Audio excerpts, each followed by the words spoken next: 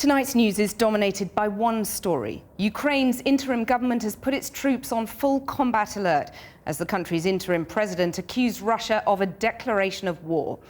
It set Moscow on a collision course with the West, threatening to become the biggest crisis since the fall of the Berlin Wall. Russian forces are consolidating their hold over Crimea. Ukrainian military bases have been surrounded by Russian troops, including Protoierey, south of the capital, Simferopol. Witnesses claim they're Russian special forces from the Black Sea Fleet. Another base in Sevastopol has been blockaded by pro-Russian militia trying to confiscate weapons inside.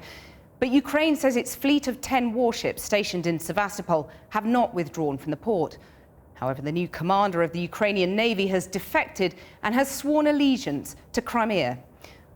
Well, let's go live now to our international editor, Lindsey Hilsum, who's in the Crimean capital of Simferopol. Lindsey. Kathy, today was the day when the repercussions of what's going on here in Crimea were felt across the globe. You get this sense of the West scrambling to find some kind of response. The US Secretary of State John Kerry saying this was an incredible aggression by Vladimir Putin. Ambassadors are being withdrawn from Moscow, NATO met. But I've been watching what's going on here on the ground. What we saw today were Russian troops confronting Ukrainian troops in Protoierey, one small Crimean village.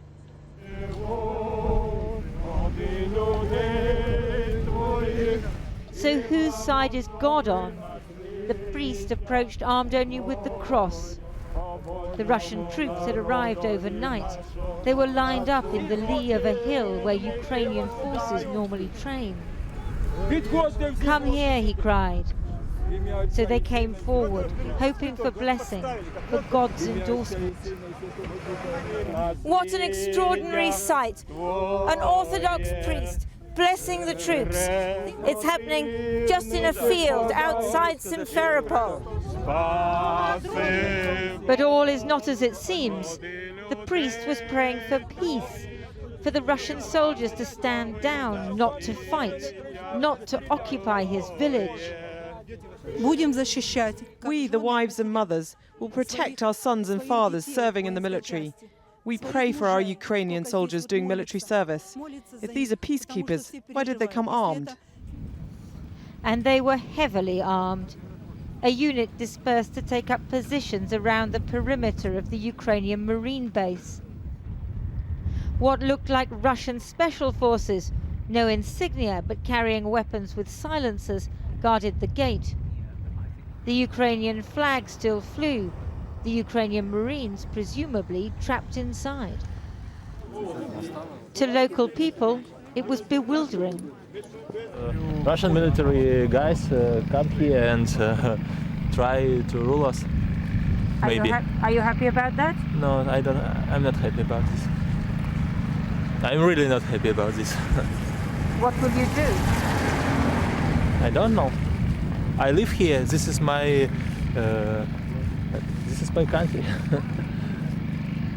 I was born here, and I will try to live here.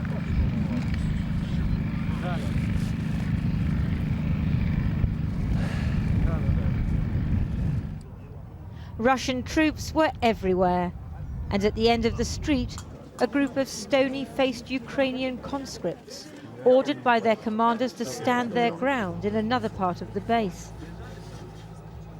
The Russians stared at the locals and at us.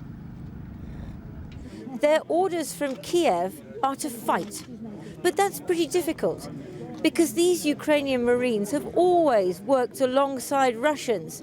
It's very hard to start fighting them now. So officers from the two sides are negotiating. Fight is a strong word. We are ready to defend our facilities and supplies and to protect our unit.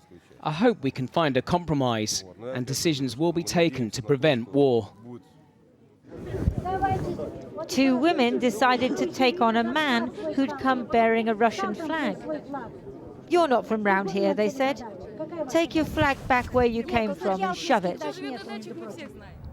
In Protoierey, People we met said they felt Crimean, Ukrainian and Russian. They saw no need for conflict. This is our soldiers. Russian soldiers, they are too our soldiers. We don't want, they shoot each other. We will stay between them. Some had already taken up their positions, and the priest we had seen earlier spoke for many. When people go to conquer, there is no God. Where there is evil, there is no God. God is love, but these people are not coming in peace, so they cannot be with God. The Russians are here, but in this one Crimean village, people are praying that now the soldiers have come this far, they go no further.